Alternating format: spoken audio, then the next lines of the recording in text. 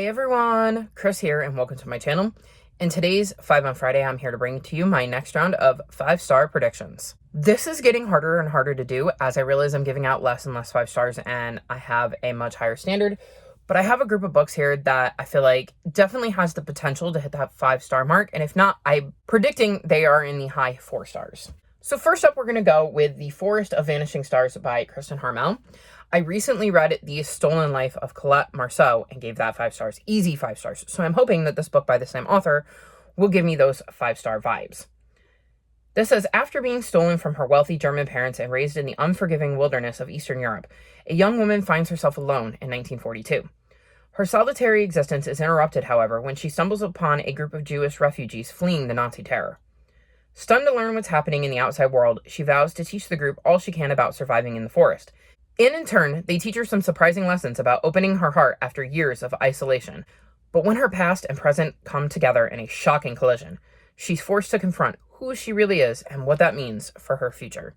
So this sounds like it's going to be very interesting. I'm curious to see what she can teach this group of individuals about living in the wilderness and kind of surviving on their own, and how being introduced to this group of individuals changes her. I feel like it could have a lot of heart and a lot of emotion, which I really like in my historical fictions. So I have really high hopes for this after having given this author 5-star previously. So fingers crossed this is another 5-star from them.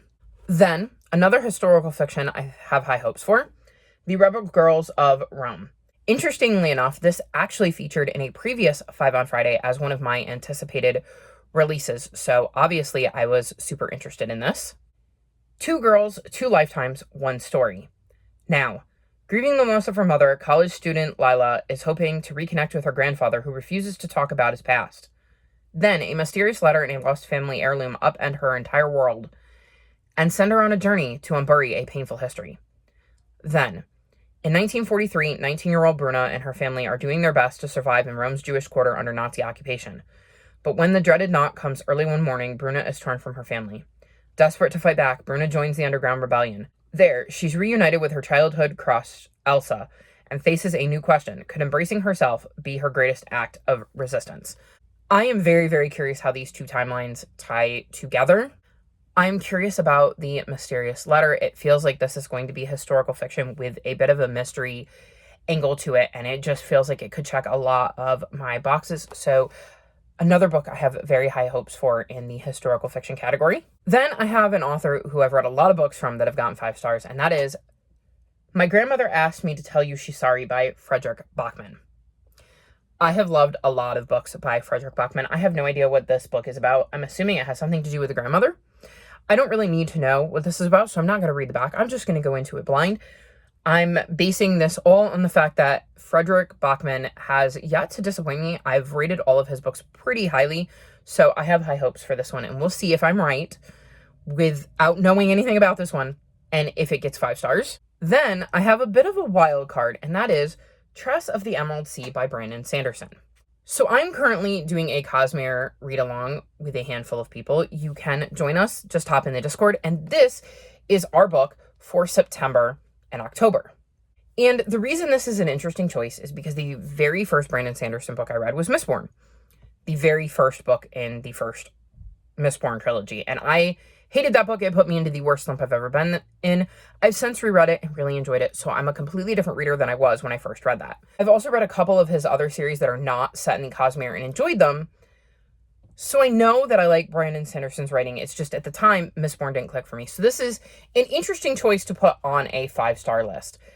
What I have heard about Tress of the Emerald Sea, and this is the biggest reason I gave the Cosmere another try and Mistborn another try, is that this was described as a cozy fantasy, and I am somebody who doesn't like to read books in series without reading the whole series, even though it is a standalone in the midst of a series. I don't think I needed to read anything else in the series to read this, but I felt if I was going to jump back into the Cosmere, I might as well do it right and try to read the whole thing.